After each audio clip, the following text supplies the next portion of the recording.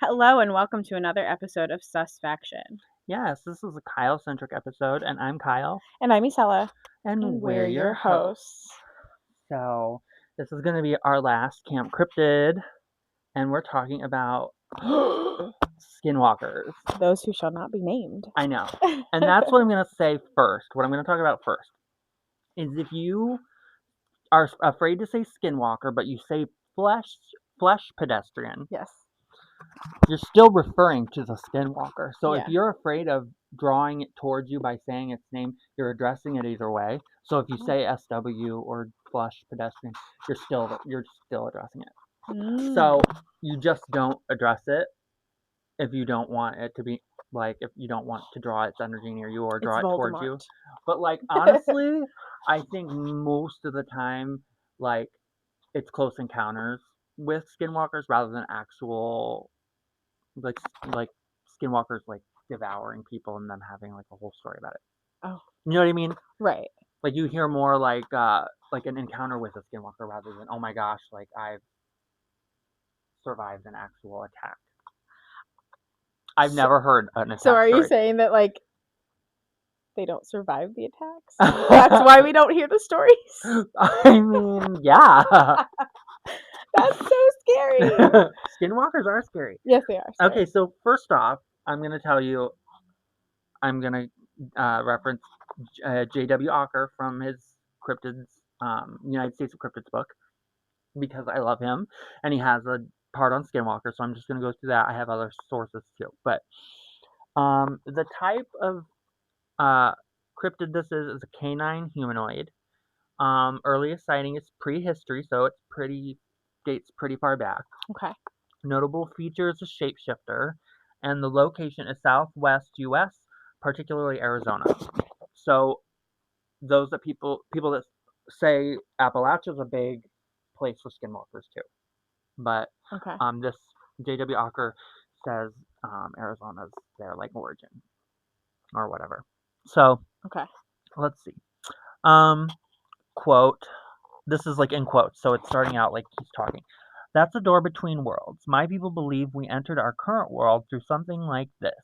It's also how the skinwalkers get around. Those are our boogeymen. The guide explained to me. His name was Ryan. He was a young, laid-back Navajo man earning cash as a tour guide while studying music theory at college.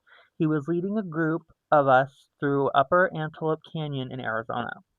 The size of my tip at the end of our tour was completely in proportion to the beauty of those 4 sentences.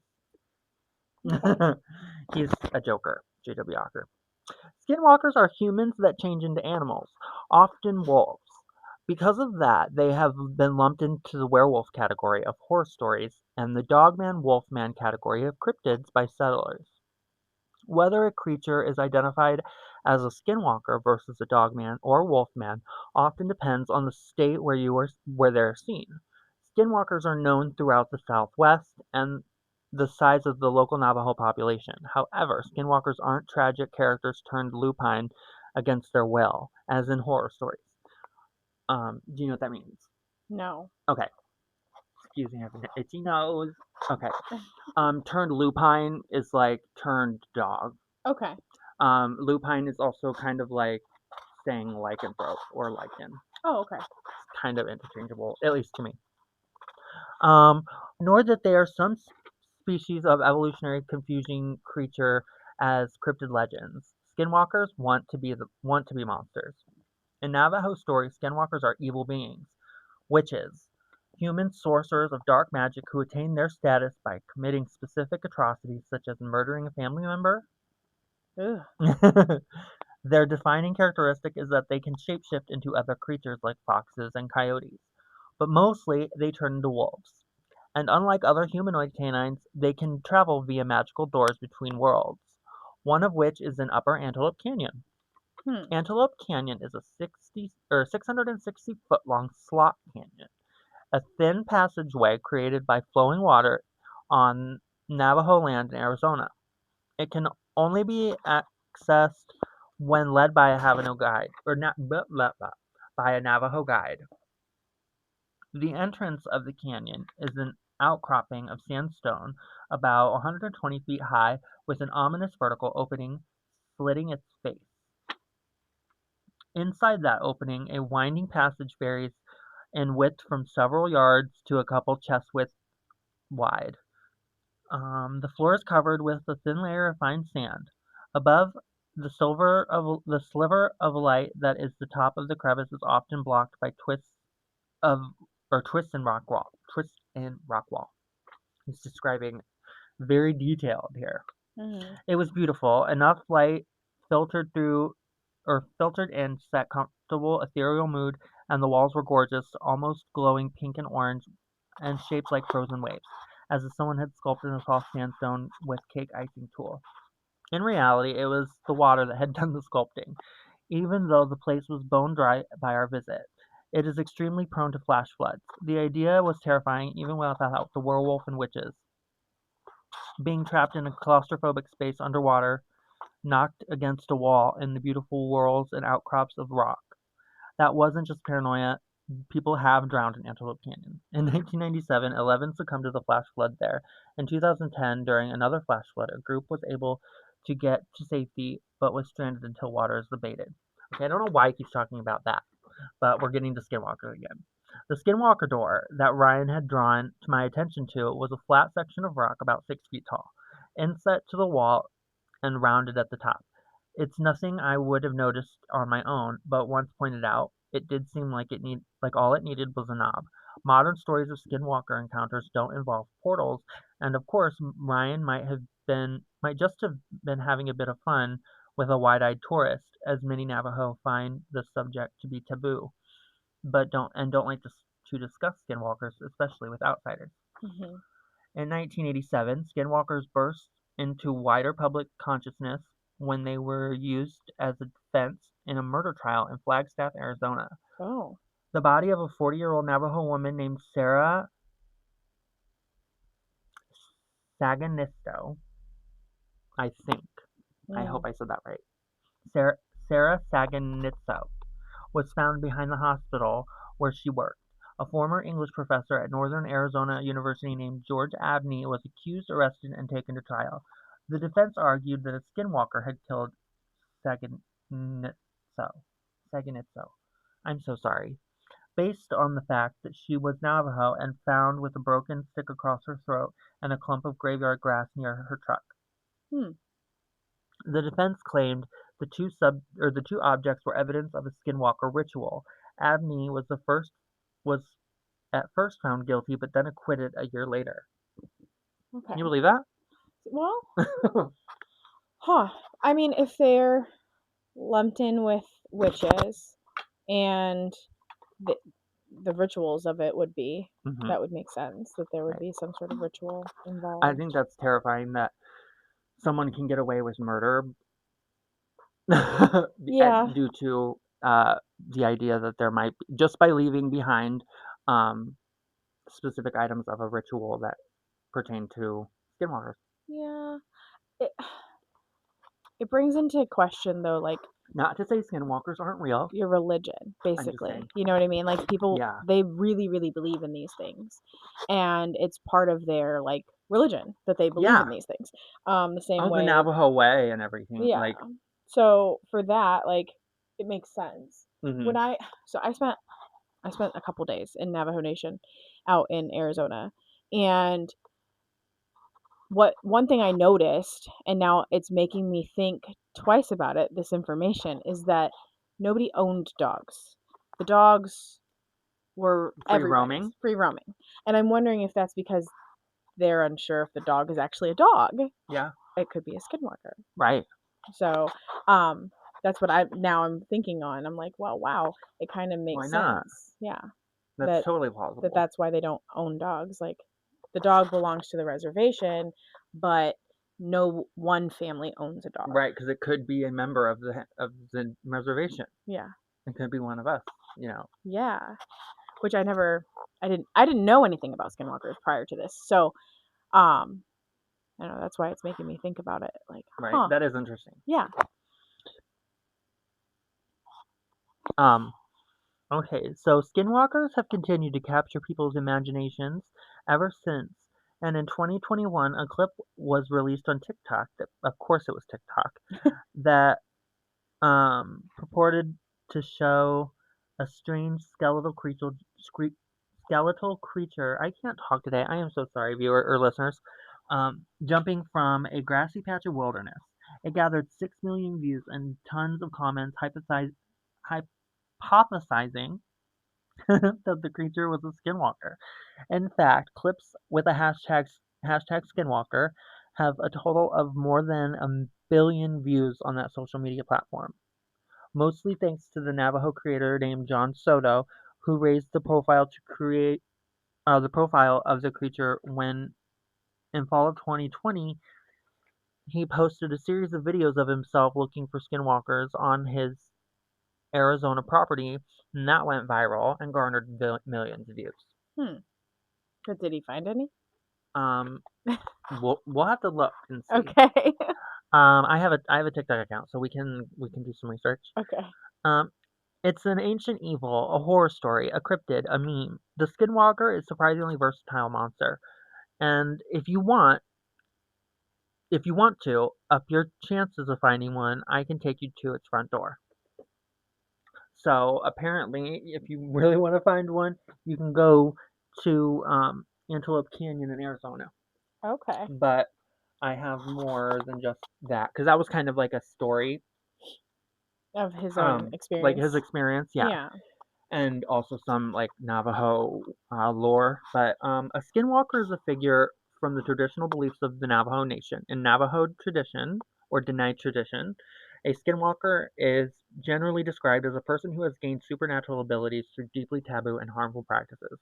According to the folklore, they can disguise themselves as or transform into animals such as coyotes, wolves, foxes, owls, or crows, and are associated with witchcraft and deception and causing harm. Sounds so related to La Lechuza. Really? Yes. Because I mean, it's a Yeah. dark witch that can turn Yeah, into an animal. true. Yeah, I see that. Yeah. Cultural significance. Skinwalkers are part of sacred Navajo beliefs, not just ghost stories. Many Navajo people avoid discussing them casually out of respect. Movies, TV shows, and internet stories often portray skinwalkers as generic shape-shifting monsters. These depictions are usually exaggerated or inaccurate compared to the original cultural beliefs.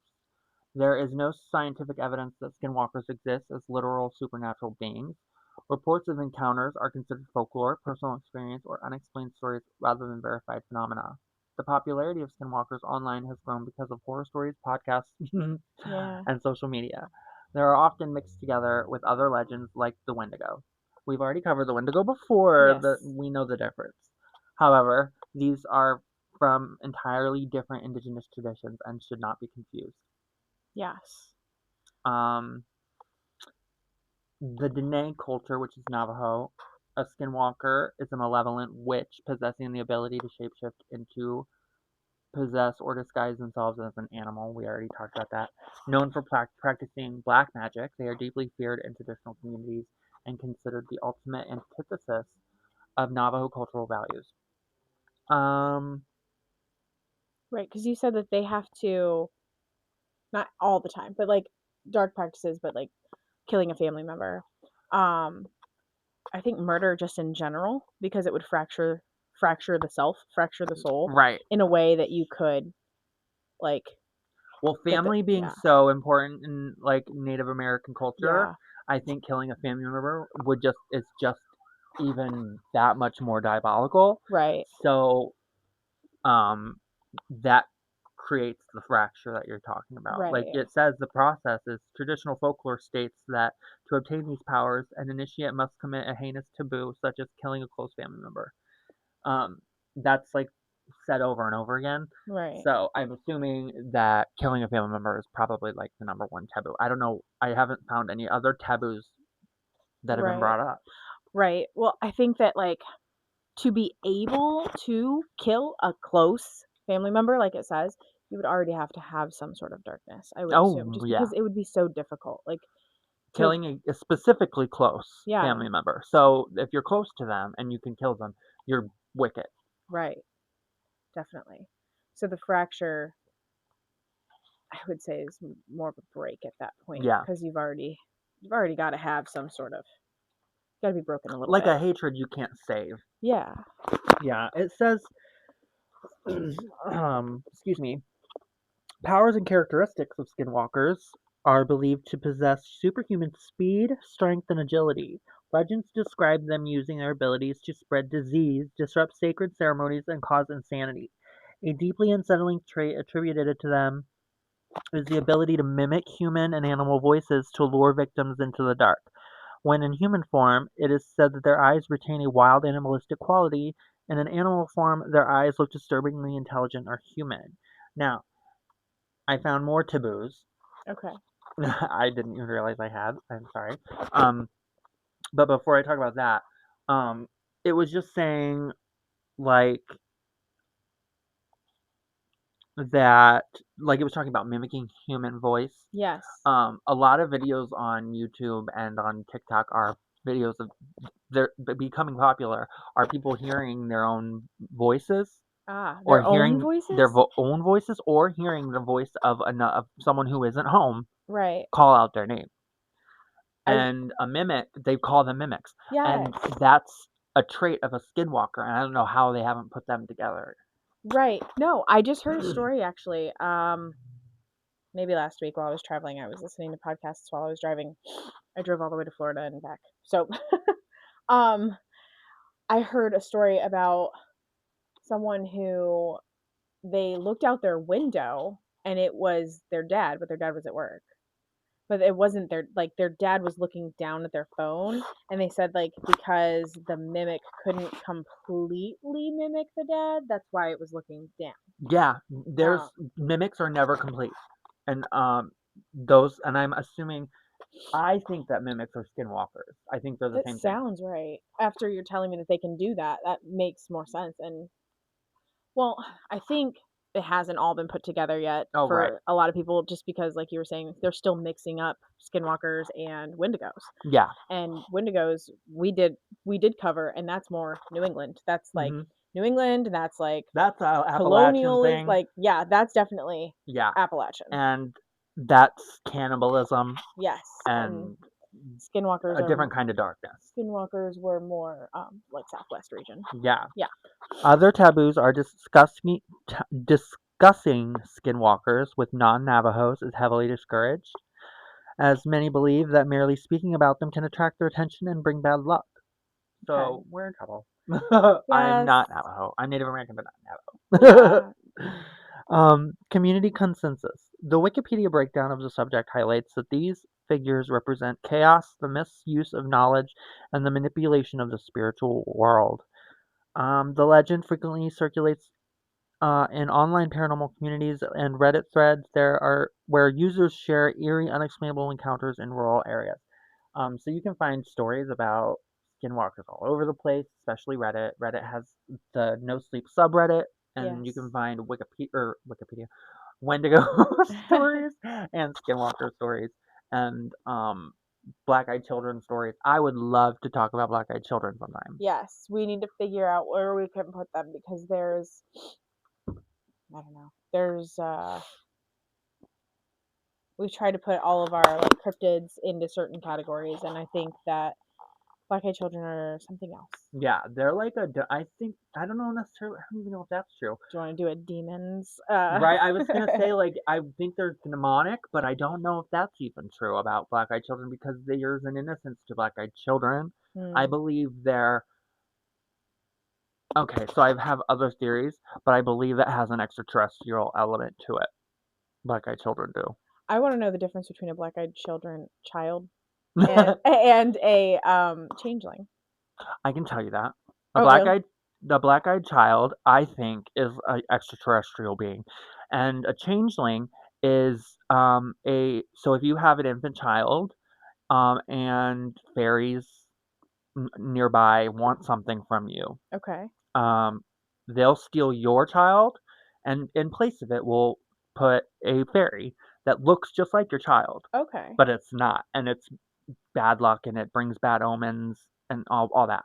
And it'll grow up just like your kid, but it's not your kid. And your Oh. kid's stuck in fairy world. Like a changeling is a very sad thing. It's like, So, but it's related to Fae. yeah. Okay. I Wow. have a book called Changeling that you can read. Okay. No, it just ugh, there's an episode, I know, of Supernatural. Supernatural. But there's an episode of Supernatural where it just made me think of it because you were like, well, this is alien and this is Fae, and they actually have an episode where the Fae are pretending to be aliens so they don't get discovered. That's so funny. And in True Blood, spoilers, Sookie is a fairy, Yes. and they all think that she's like some kind of alien, like the whole Hmm. time. I wonder if that's like actually a thing then, where the Fae will pretend to be alien Maybe. so that they don't get discovered as Fae. Right. That could be just an. It's mean, like why a not? cover. Like Like, they can pretend to be an alien and then you don't expect things from them. Where yeah. aren't fairies supposed to like be able to grant wishes and stuff? Fairies aren't nice. I know they're not nice, but like they have magic. They have magic, but they Right. won't grant you no wishes. Oh, okay. They might say they will. What about Rumpelstiltskin? Like they'll do like a contract type wish. Yeah. Something like that. Rumpelstiltskin, I believe, was like Isn't he a fairy? he was a type of fairy. He was like he was like a gnome or not like a gnome, Leprechaun? like a leprechaun kind of. But like, Okay. but he could spin thread to gold, right? Yes. So I think Rumpelstiltskin was like he was his own like magical being. I think he was a sorcerer, Oh. just an ugly, scary looking one. I thought it was a Fae. Could be. Maybe he was a fairy sorcerer. I don't know. Like, Google it. What's Rumpelstiltskin? What is he? But A mythical magical creature. right? I don't know. But that's all I have on skinwalkers, really. So okay. So So they're a monster that enjoys being a monster. yeah, That's basically a what you- skinwalker in a nutshell is a very diabolical creature that enjoys being diabolical and will And started out as human Mhm. and traded Yeah, their humanity for by a life of vicious, carnivorous, like yeah. carnage. But yeah, they traded their humanity by usually offing a close family member. Yeah. Oof. That is terrifying. Yeah. Just knowing that, like, that's how a skinwalker is created that's sad and screwed up. Yeah. That I feel like they started out bad before they even traded their humanity. Oh yeah, it To certainly want to- stems. Because you think they would know what's going to happen to them, hmm especially because it's only like a Navajo. I think it might be Belief. because it's a taboo thing. I think that it's taboo because obviously it's been done before, Right. and it's like it's what makes it taboo is that it is just a diabolical thing in Mhm. general, but what makes it taboo is that that's what is that is the cause of becoming a skinwalker. I think it's like Yeah. it's just that simple. And it's interesting. I feel like you mentioned that the door or whatever, what have you, Oh yeah. is in or near Flagstaff, Arizona. hmm And that's where. So there's. I'd like to do a series on portals, but there's supposed to be a like big spiritual portal in Flagstaff, Arizona. Really? Yes. I didn't know that. Yes. And They're everywhere. Ley lines. We could do a And whole, then- that. Yeah, that could be our. I mean, there could be one like in Bridgewater Triangle. There's probably one Mhm. in the Bermuda Triangle, and of course Serpent the Mound could be a portal. Alaskan Triangle. That's my favorite one. But yeah, The Alaskan Triangle. I never even heard of it. that's where all the spaceships are. We'll have to talk about it. Yes, we may do a triangles series. Why not? Portals or triangles? Yeah. Portals and triangles. Yeah. Okay, well, thank you for listening today and listening to me babble about skinwalkers. Hopefully, we didn't scare you Yeah, right. or curse you by talking about them. Yeah. If you don't want to bring upon you skinwalkers, just don't say the word. You can just listen to it. Oh. I'll say it over and over again. I know I'm not worried. Well, I think it's only if you're in that region. Yeah. So I think we're far enough away from that region that, yeah, at least more than a day's drive from there. So, yes, please come back next week to listen to us talk about pirates. Yeah. That's going to be fun. Yes, we release our episodes every Thursday at 6 p.m. Eastern Standard Time. Sorry, I'm rusty. And remember to trust no one. Question everything. Yeah, she's a little rusty because she hasn't been on vacation, but that's fine. Also, if you want to send us your stories, or if you want to send us anything that you're interested in and wanting us to cover, like any dark history that you would like to hear about, any creepy campfire stories you have, any conspiracy theories you have, any awesome glitch in the matrix stories you have, send them to suspectionpod@outlook.com. Again, send us your stories at suspectionpod@outlook.com. And we do have an Instagram. Yes, our Instagram is at suspectionpod.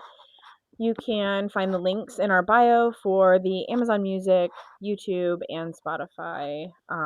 We also have a Patreon. It's Suspicion Pod. And we post every month a true crime story on our Patreon. For July, we have a special treat. Yes. Kyle is doing, or has already recorded the Patreon because I was on vacation and I'm guessing he was bored.